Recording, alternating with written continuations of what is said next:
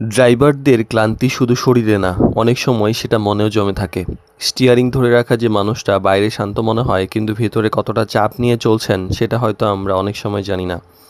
তো ড্রাইভিং পেশায় মানুষ শুধু যে গাড়ি চালান তা নয়, প্রতিদিন অসংখ্য চাপও বহন করেন।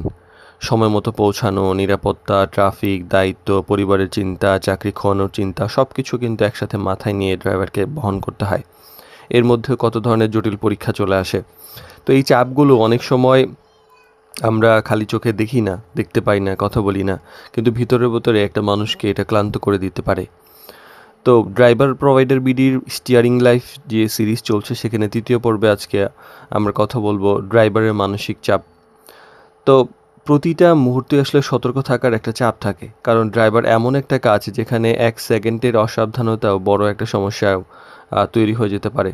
তাই একজন ড্রাইভারকে সবসময় রাস্তায় মনোযোগী থাকতে হয়, চারপাশে ঝুঁকিতে যে থাকে সেগুলো খেয়াল রাখতে হয়, অন্যের যে ভুল সেটাও সামলাতে হয়।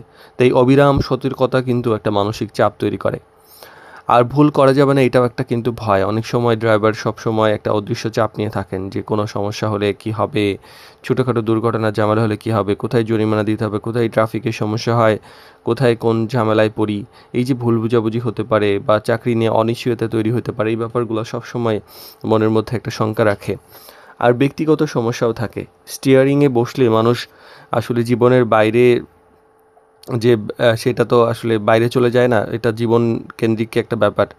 তো মানুষ সবসময় ড্রাইভারের মাথায় যখন তার গাড়ি চালাতে হয়, তখন দেখা যায় তার পরিবারের চিন্তা, টাকার চাপ, সন্তানের ভবিষ্যৎ, অসুস্থতা, ব্যক্তিগত কষ্ট, এই ব্যাপারগুলো কিন্তু স্বাভাবিকভাবেই তাকে টাচ করে।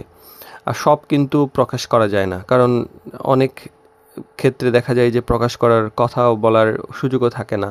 এরকম অনেক চাকরি থাকে, কারণ এই